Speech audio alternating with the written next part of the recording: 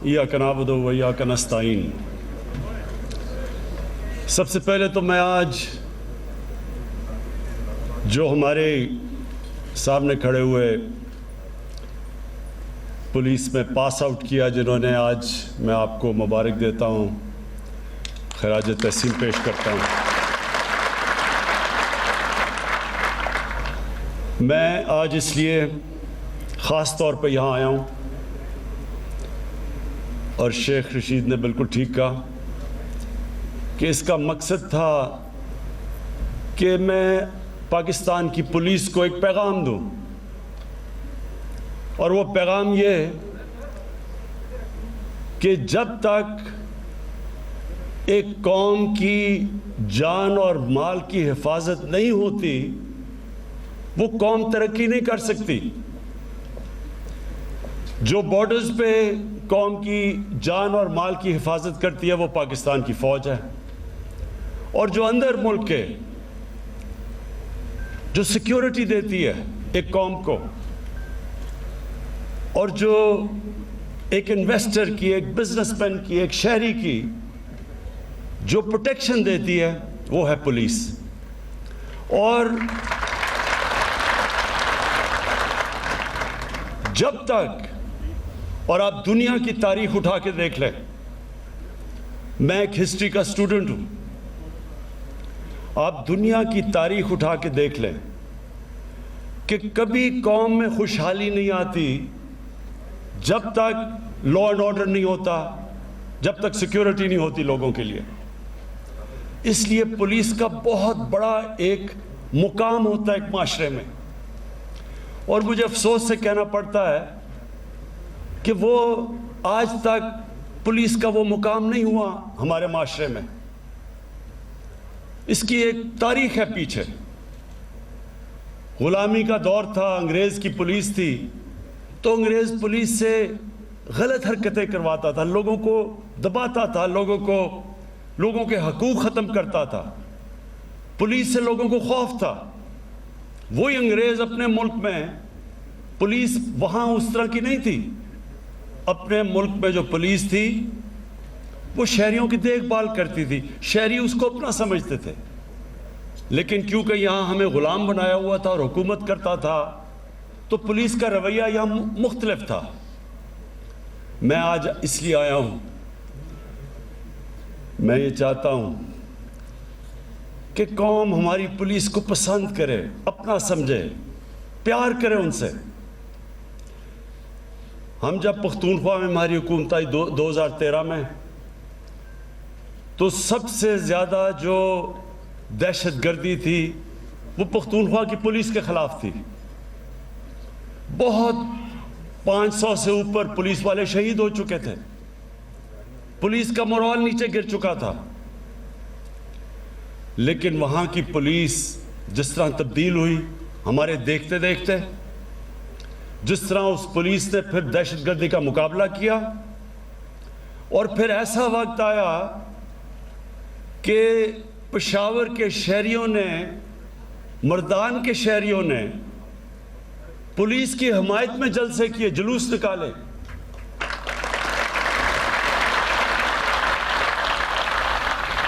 और मुझे बड़ा फ़ख्र हुआ कि अपनी आंखों के सामने मैंने उस पुलिस को बदलते देखा। तो मैं आज आपको भी, क्योंकि आपने आज पास आउट किया है, आपको मैं अपनी ज़िंदगी के तजर्बे से और जो मेरा अल्लाह में ईमान है उससे आपको एक एडवाइस देना चाहता हूँ। ये अपनी ज़िंदगी में हमेशा ये बात याद रखना, यही मैं एडवाइस अपने बच्चों को देता हूँ कि जब हम अल्लाह से नमाज में सिर्फ़ एक चीज़ मांगते हैं कि अल्लाह उनके रास्ते पे लगा जिनको तूने नेमतें बख्शी, उनके नहीं जो अपनी तबाही के रास्ते पे निकल गए। हमेशा आपके सामने में दो रास्ते आएंगे, हर इंसान के सामने में कभी ना कभी उसको फैसला करना पड़ जाता है, दो मुख्तलिफ चॉइसेस आ जाती हैं। मैं जब क्रिकेट में ऊपर आ रहा था تو میرے سامنے بھی یہ دو راستے آ گئے۔ ساؤتھ افریقہ میں ان دنوں میں کرکٹ کھیلتے تھے، وہ اپارٹھائڈ کی رجیم تھی، یو این کی سینکشنز تھیں، تو بڑے پیسے دیتے تھے ساؤتھ افریقہ کرکٹ کھیلنے کے لیے۔ تو بڑا مجھے پیسہ آفر ہوا کہ آپ ساؤتھ افریقہ آ کے کرکٹ کھیلیں، لیکن اگر میں کرکٹ کھیلتا تھا ان کے لیے تو میں ایک رجیم جو کہ ریسسٹ رجیم تھی، اپارٹھائڈ کی رجیم تھی، میں نے اس کو سپورٹ کرنا تھا، تو پیسہ تو مل جانا تھا لیکن عزت نہیں ملنی تھی۔ پھر جب میں کیپٹن بنا، پہلے ہی کیپٹن میں مجھے ایک ہندوستان کے کسی بکی نے آفر کیا کہ اگر آپ ٹاس کا میں فیصلہ بتا دیں تو آپ کو اتنے پیسے دیں گے، ان دنوں میں بڑا پیسہ تھا وہ۔ تو یہ یاد رکھنا کہ یہ ہر انسان کو یہ دو راستے، ایک شیطانیت کا راستہ ہے، ایک انسان کی عظمت کا راستہ ہے۔ ایک راستہ وہ ہے جو اللہ قرآن میں ہمیں کہتا ہے کہ نبی صلی اللہ علیہ وسلم کے راستے پہ چلو، ان کی سنت پہ چلو۔ وہ راستہ آسان راستہ نہیں ہے۔ کئی دفعہ جو آپ آسان راستہ سمجھتے ہیں وہ آپ کی تباہی کا راستہ ہے۔ تو آپ کو ہمیشہ یہ چوائسز کرنی پڑیں گی، اور یہ میں آپ سے بالکل، یہ جو شیخ رشید نے کہا، یہ بالکل آپ کی بات ٹھیک ہے۔ میں سمجھتا ہوں کہ آپ کو بھی جو تنخواہ ملتی ہے وہ کافی نہیں ہے، بلکہ آپ کو نہیں، ہمارے کتنے تنخواہ دار طبقہ ہے، کیونکہ مہنگائی بڑھتی گئی ہے کئی سالوں سے، تو اس کی وجہ سے تنخواہیں اتنی نہیں جتنی ملنی چاہیے۔ تو ایز آسان ہوتا ہے کہ چلے یہ راستہ لے لیں، پیسہ مل جائے گا، صرف ضمیر بیچنا ہوتا ہے۔ لیکن میں آج آپ کو یہ کہتا ہوں کہ قرآن میں اللہ نے واضح لکھا ہوا ہے کہ رزق اللہ کے ہاتھ میں ہے۔ آپ جو آپ حلال کی بھی کما سکتے ہیں، حرام کی بھی کما سکتے ہیں، لیکن قرآن میں واضح ہے کہ رزق اس کے ہاتھ میں ہے۔ میں نے اپنی زندگی میں دیکھا، اور شیخ رشید نے بھی اسی ٹائم پہ دیکھا ہوگا، وہ سیاستدان جن کو اللہ نے اتنا موقع دیا، ملک کے سربراہ بنا دیے، اور ان کے سامنے بھی یہ دو راستے تھے۔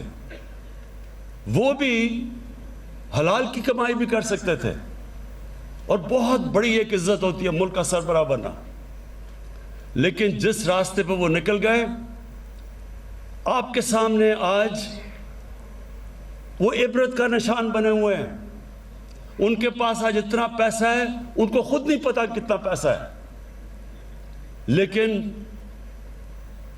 کبھی ہسپتالوں میں جا رہے ہیں، کبھی ملک سے باہر جا رہے ہیں، کبھی بچے باہر جا رہے ہیں، بچے باہر بھاگے ہوئے ہیں، کئی بچے کو جھوٹ بولنا پڑ رہا ہے باپوں کی چوری کو بچانے کے لیے۔ کیا فائدہ اس پیسے کا؟ یہ پیسہ اللہ کا عذاب ہے۔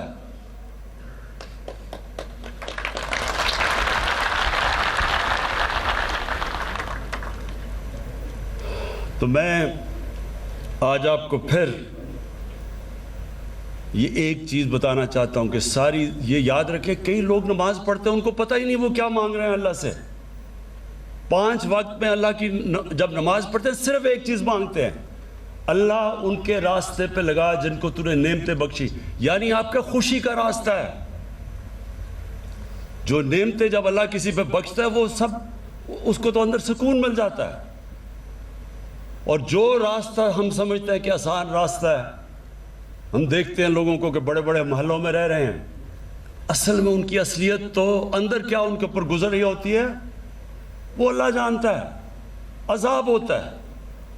تو آپ کے لیے، کیونکہ آپ کا بہت بڑا رول ہے معاشرے میں، اس کا بہت بڑا رول ہے۔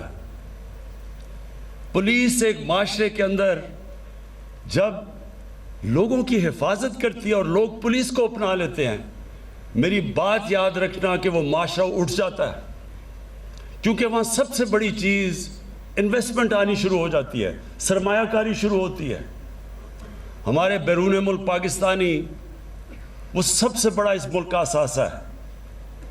میں کیونکہ میرا واسطہ ان سے زیادہ تھا دنیا میں کرکٹ پہ پہلے ٹریول کرتا تھا، پھر اس کے بعد ویسے جب میرا باہر جانا ہوتا ہے تو ان کو سب سے بڑا مسئلہ کیا ہوتا ہے کہ وہ جب اپنا باہر سے پیسہ پاکستان لے کے آتے ہیں, کوئی پلاٹ لیتے ہیں, کوئی گھر لیتے ہیں, یہاں قبضے ہو جاتے ہیں ان پہ. تو جب وہ گھر اور پلاٹ ہی نہیں لے سکتے, وہ یہاں سرمایہ کاری کیسے کریں گے, فیکٹریاں کیسے لگائیں گے؟ تو وہی ذہن میں ڈال لیں کہ صرف اوورسیز پاکستانی اس ملک کو اٹھا سکتے ہیں. لیکن ان کا مسئلہ کیا ہے؟ ان کو اس وقت اعتماد نہیں ہے کہ ہمارا پیسہ, ہماری انویسٹمنٹ سیکیور رہے گی, سیف رہے گی. اور اس لیے پولیس کا بہت بڑا رول ہے اس پاکستان کو اوپر اٹھانے میں.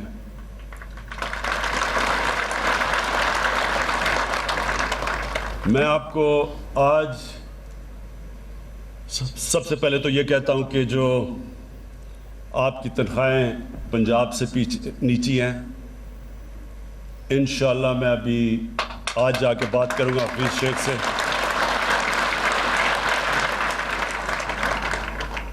میں آپ کو یہ سب کو بتا دوں کہ یہ ملک, ہم جب پچھلے 2 سال سے جو ہمارے معاشی حالات ہیں, سب سے بڑا مسئلہ کیا ہے؟ ملک کے گھر کی طرح ہوتا ہے, گھر مقروض, سب سے زیادہ قرضے چڑھے ہوئے ہیں. تو جب ایک گھر پہ قرضے چڑھتے ہیں تو کیا کرتا ہے گھر؟ ہر گھر میں کبھی نہ کبھی مشکل وقت گزرتا ہے. تو جب قرضے چڑھتے ہیں تو گھر اپنے خرچے کم کرتا ہے جب تک اس کی آمدنی نہیں بڑھتی. تو جب خرچے کم کرتا ہے تو تکلیف ہوتی ہے لوگوں کو. ہم نے بھی میں نے اپنے آفس کے, پرائم منسٹر ہاؤس اور پرائم منسٹر آفس کے 60 سے 70% خرچے کم کیے ہیں. ہم نے فیڈرل گورنمنٹ نے 40 ارب اپنی فیڈرل گورنمنٹ میں خرچے کم کیے ہیں. کیوں کیے ہیں؟ کیونکہ ہم نے بیلنس کرنا ہے, ہم قرضوں پہ گزارا نہیں کر سکتے. اور میں بڑے فخر سے آج کہتا ہوں کہ جو 2 ہمارے سب سے بڑے مسئلے تھے, ایک ہے کرنٹ اکاؤنٹ ڈیفیسٹ, یعنی کہ جو پیسہ ڈالر ملک میں آ رہے ہیں اور جو باہر جا رہے ہیں, یہ 5واں مہینہ ہے کہ وہ 17 سال کے بعد وہ سرپلس پہ چلا گیا. اور دوسرا جو ہماری آمدنی اور خرچے اندرونی ہیں, اگر ہمیں قرضوں کی قسطیں نہ ادا کرنی پڑیں تو اس میں بھی ہم نے اپنا بیلنس کر لیا, یعنی کہ ہم تھوڑا سرپلس پہ ہیں. یہ بہت بڑا 2 سالوں میں ہماری گورنمنٹ نے, میرے خیال میں یہ بہت بڑا کارنامہ انجام دیا. کوئی نہیں سمجھ رہا تھا کہ 2 سالوں میں یہ ہوگا. لیکن جب تک ہماری آمدنی نہیں بڑھتی تو ساری قوم کو کہتا ہوں تھوڑا صبر کرنا پڑے گا آپ کو, کیونکہ انشاءاللہ جس طرح آگے حالات ہمیں نظر آ رہے ہیں, ہمارے ملک میں اللہ نے سب کچھ دیا ہے, صرف ہم نے اپنی مینجمنٹ گورننس سسٹم ٹھیک کرنا ہے اور یہ ملک اٹھ جائے گا. اور انشاءاللہ ہمارے پاس اتنا پیسہ ہوگا کہ پولیس کو ہی نہیں, آپ کی تنخواہیں پنجاب نہیں, سارے پاکستان میں پولیس کی بھی تنخواہیں بڑھائیں گے. اپنے جو ہمارے سارے سرکاری نوکر ہیں, بیوروکریٹس ہیں, تنخواہ دار ہیں, انشاءاللہ سب کی تنخواہیں بڑھائیں گے جیسے جیسے آمدنی ہماری بڑھتی جاتی ہے. لیکن میں 2 چیزیں آج کہنا چاہتا ہوں اسلام آباد پولیس کو.